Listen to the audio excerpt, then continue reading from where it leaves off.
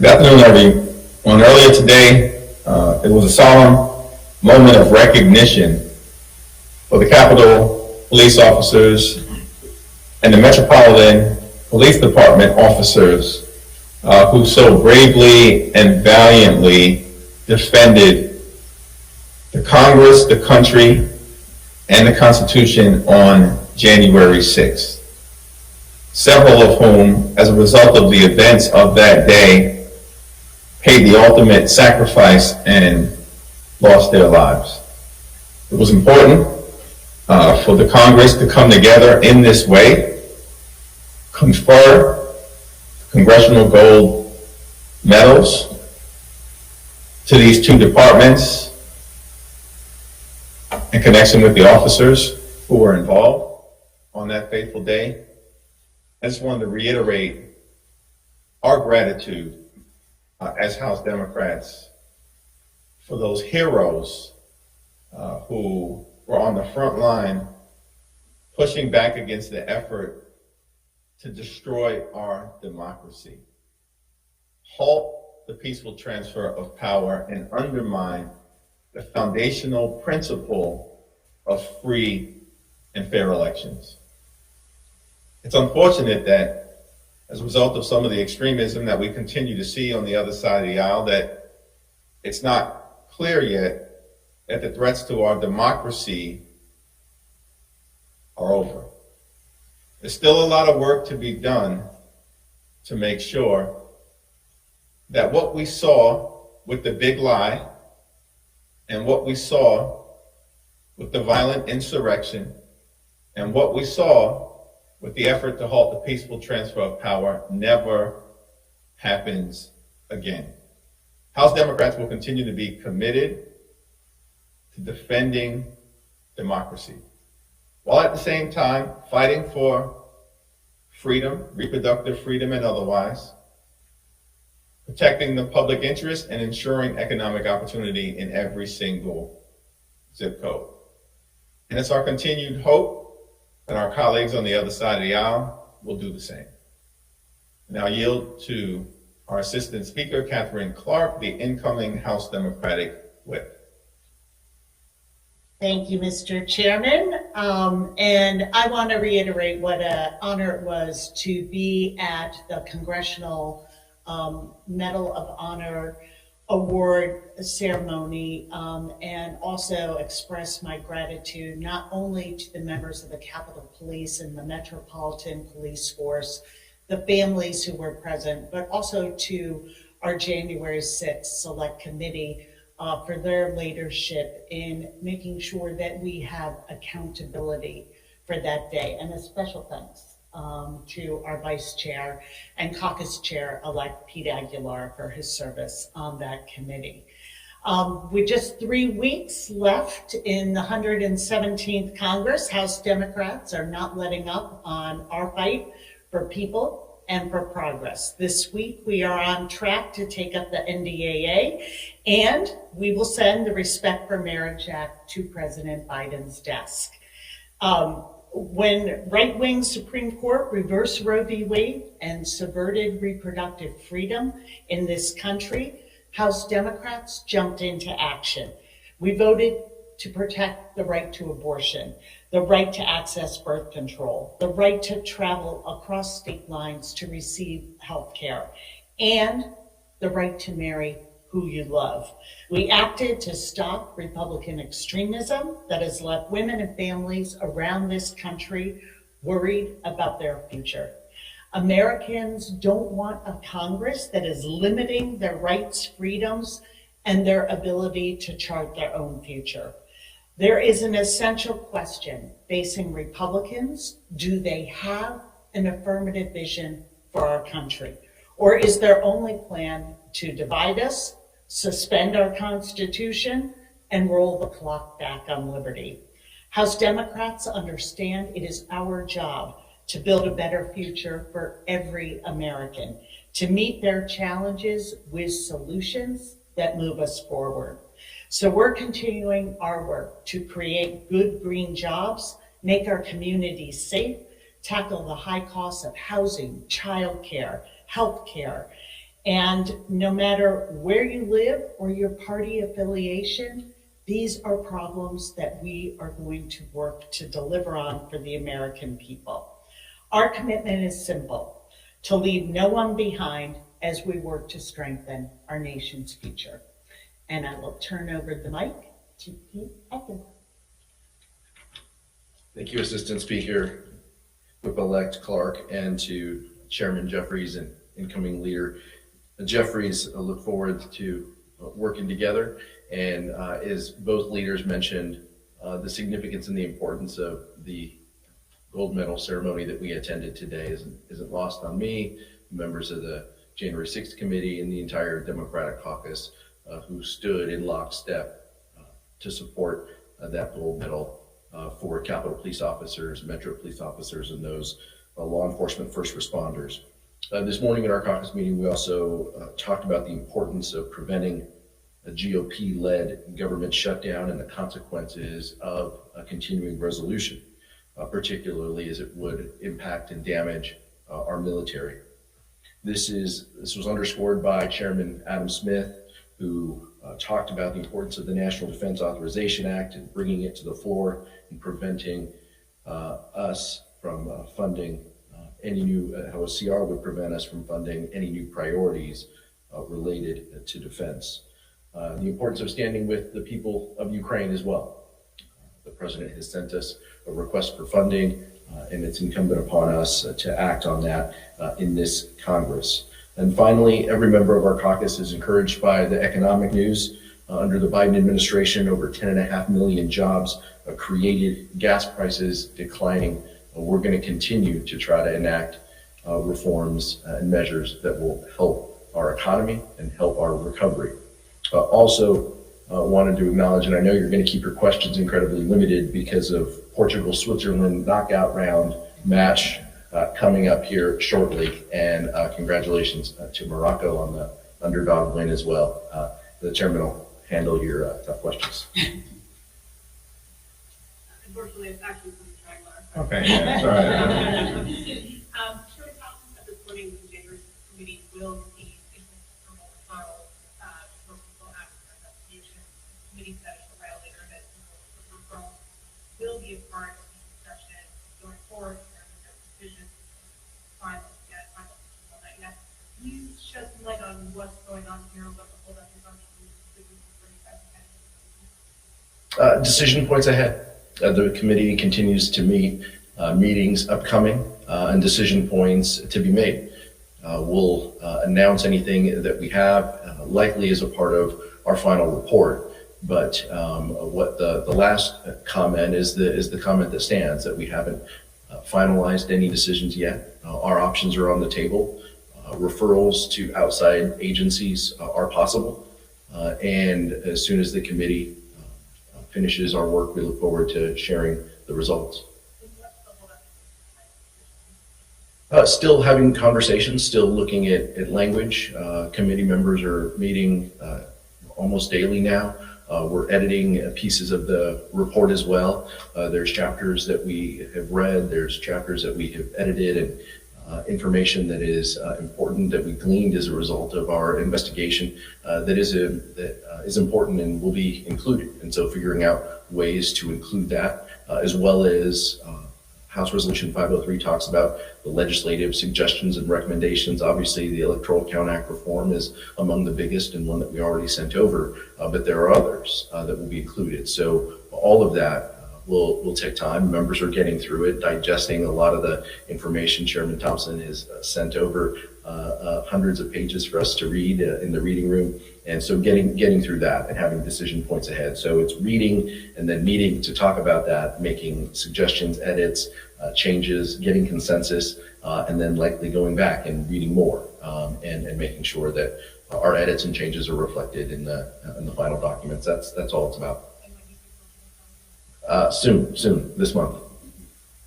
Thank you. I wanted to ask you about the NDAA. There's been conversations about it in your meeting this morning. It looks like the vaccine data is likely going to be stripped out of that, but there will not be like numbers that were people that were fired because the vaccine debate won't be stripped out of that. we talked about. Do you think that Democrats are willing to support the NDA without a thing that It's my expectation that there will be strong Democratic support for the NDAA, if not uniform, based on the fact that in the past there have always been a handful of members who take a different position with respect to the NDAA. Let's see what happens this time around. I look forward to supporting it. on the vaccine mandate, what are your thoughts on that? I don't want to comment on anything that is not part of a final agreement. There's still a four corners negotiation that is taking place. Senate Republicans, Senate Democrats, House Republicans, House Democrats. I know Chairman Smith is working incredibly hard. The Speaker is working incredibly hard. Let's see what the final product is, but I plan to support it. Heather?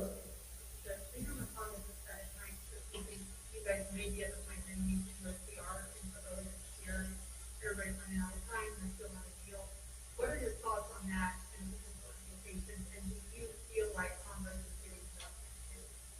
There's still several weeks remaining in the calendar year, which is an eternity in Washington, D.C. It's certainly a preliminary, premature observation that we need to move to a continuing resolution. That would undermine our ability to fully fund our domestic priorities, as well as make sure that we have the strongest possible, robust defense infrastructure, which is needed at this time, perhaps more so than at any other time since the end of the Cold War, given the threats to our safety and well-being and those of our allies, including in Ukraine, across the world. We've got two appropriators, so I don't know if either of them want to weigh in. Yeah.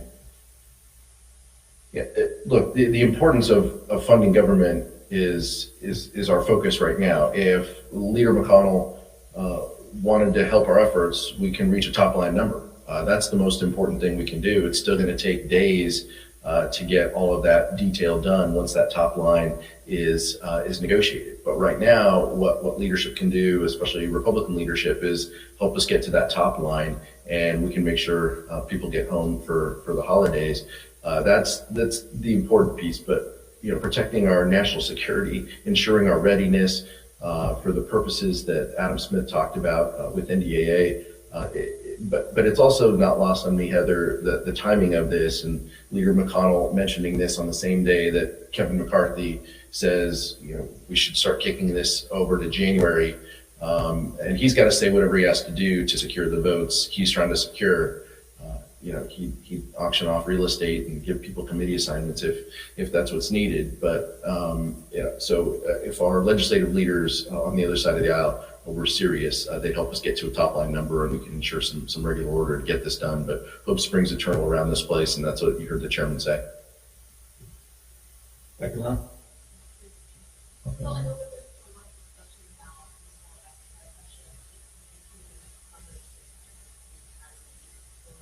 I want to ask, what are two topics you would not want to compromise or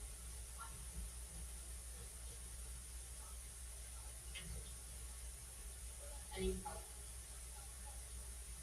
Well, from my perspective, the top line is we will always defend democracy, fight for freedom, including reproductive freedom, protect the public interest, and lean into policies that ensure economic opportunity in every corner of America, as opposed to doing things like the GOP tax scam, where 83% of the benefits went to the wealthiest 1% in America. That would be a non-starter. At the same time, we are genuinely interested in trying to find common ground with the other side of the aisle to advance priorities that make life better for everyday Americans. Because that's what Democrats are all about at the end of the day.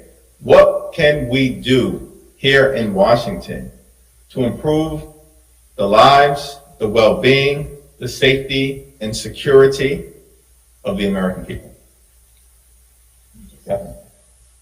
I just wanted to add, I think a real difference between the Democrats and the Republicans is that we are not going to lead by obstruction.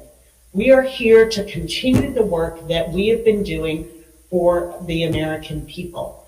Whether that was the American Rescue plan, getting vaccines in arms, reopening schools and small businesses, the infrastructure bill, the CHIPS and Science, having a bill with common sense measures to reduce gun violence and increase funding for mental health. The gun violence pieces being the first in 30 years. And then on to the Inflation Reduction Act, where we were able to drive down the deficit while increasing, a historic investment in addressing climate change and building resiliency and good green jobs, and driving down costs of healthcare for our seniors. So our door is open to continuing to make progress for the American people. And I think that what we are seeing play out for the GOP at this moment is when you lead by division, then it gets hard to put together a team. But our values are clear, and we are standing in those, and we will work with anyone who will work in an honest, straightforward way for the American people. Chairman Jeffries, based on the next slide, I'd like to hear from all three of you on it. I know there's a large list of items that Democrats have prioritized for the rest of the year. Obviously, funding is a really big thing, as well as respect to marriage. Are Democrats confident that they'll be able to take care of everything that we have been talking about? I know in this bill there's been talk about transfer of power legislation as well. Are there items that Democrats really have to prioritize and then leave the rest of the talk over the next Congress? There are ongoing discussions within the House Democratic Caucus family, of course, led by Speaker Pelosi, who is always hard at work advancing the priorities of the American people that we share in common, and making sure we can get as much over the legislative finish line as possible. Those discussions are ongoing. The efforts are ongoing. They will continue to bear fruit, as we will see later on this week, when we pass the Respect for Marriage Act and send that to the president's desk to be signed into law.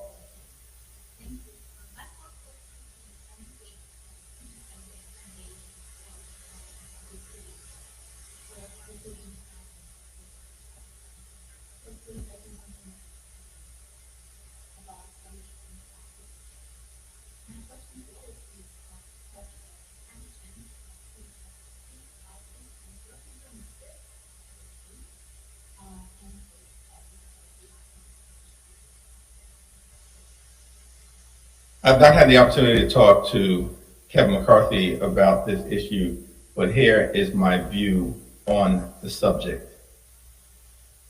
George Washington, in his farewell address to the nation, made the profound observation in 1796 that the Constitution is sacredly obligatory upon all. That means everyone. It includes charlatans, demagogues, racial arsonists, malignant narcissists, wannabe dictators, and former presidents. All of the above. The Constitution is sacredly obligatory upon all. That means you, Donald, you do not have the ability to terminate the Constitution. That's the beauty of American democracy. Why is it so hard for my colleagues on the other side of the aisle, who've been taken over by the extreme MAGA Republican wing of the GOP, to make that simple observation? It's been part of the character of the nation going all the way back to the founding of the Republic. It made its way into George Washington's farewell address to make it clear. The Constitution is sacredly obligatory upon all. It's in the DNA of this nation. It should not be that complicated to denounce the former president. Go to the back.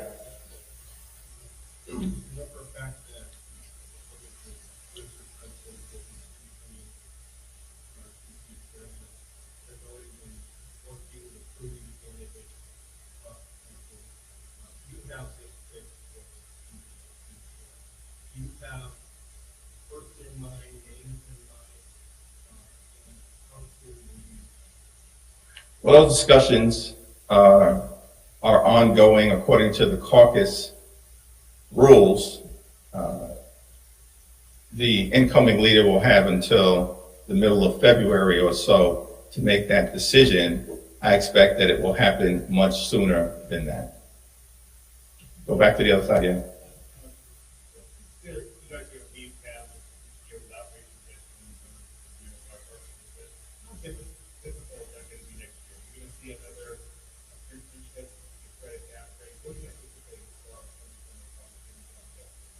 Well, let's see what happens. I don't want to comment about what may or may not occur, because as I mentioned earlier, 3 weeks is an eternity here in Washington, D.C., and a lot could happen over the next few weeks to get things over the finish line, whether that relates to, as it will, the NDAA, hopefully a year-end spending agreement, not a continuing resolution, and let's see what happens in other areas like the Electoral Count Act or dealing with business such as the debt ceiling. The one thing that is clear, and this is another example of Republican extremism, the notion that extreme MAGA Republicans would threaten to default on our nation's debt for the first time in American history in order to blow up Social Security and Medicare is stunning.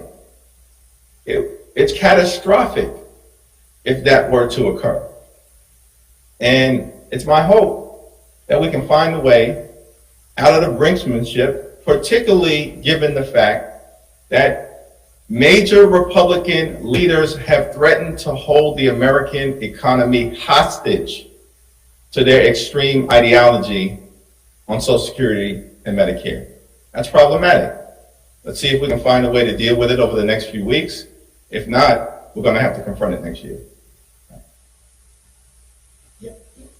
It's just another, as the chairman said, stunning example of a quest for power that excludes all other factors. There is no reason why, even before all the votes were counted in the midterms, we see leaders from that party saying we will take our economy hostage in order to undermine our seniors and healthcare in this country with Social Security and Medicare cuts. It is beyond irresponsible, and it is the type of vision that the current GOP in the House has for the American people. So again, our door is open if they decide to work for our economy, to continue to recover, to continue to make an economy where every single person can see opportunity for themselves. Question for the motion. How do you think to unite the progressives at one end of the party and the more conservative Democrats at the other end of the party? And in terms of this and health issues, what do you hope to do similarly as a leader to make the I think on our side of the aisle, it's all wine and roses right now. It's puppies and rainbows. Because we are coming off of historic overperformance in terms of the House of Representatives, when my colleagues on the other side of the aisle were measuring the drapes, predicting that we were going to lose 40, 50, 60 seats, this would be the equivalent of what happened in 2010. That didn't occur. Because as a family, we have moved forward together. Progressives, New Dems, Blue Dogs, problem solvers, all points in between. Because at the end of the day, what unites us is our genuine, authentic commitment to putting people over politics, to fighting for lower costs, for better paying jobs, for safer communities, defend democracy, fight for freedom, protect the public interest, ensure economic opportunity in every corner of America. Those aren't just words. That's a way of life for House Democrats, which brings us all together. And with this incredible leadership team, Katherine Clark, Pete Aguilar, and others who reflect the gorgeous mosaic of the caucus, and the caucus reflects the gorgeous mosaic of the American people, I'm looking forward to continuing to advance the ball and make progress for everyday Americans. Thank you.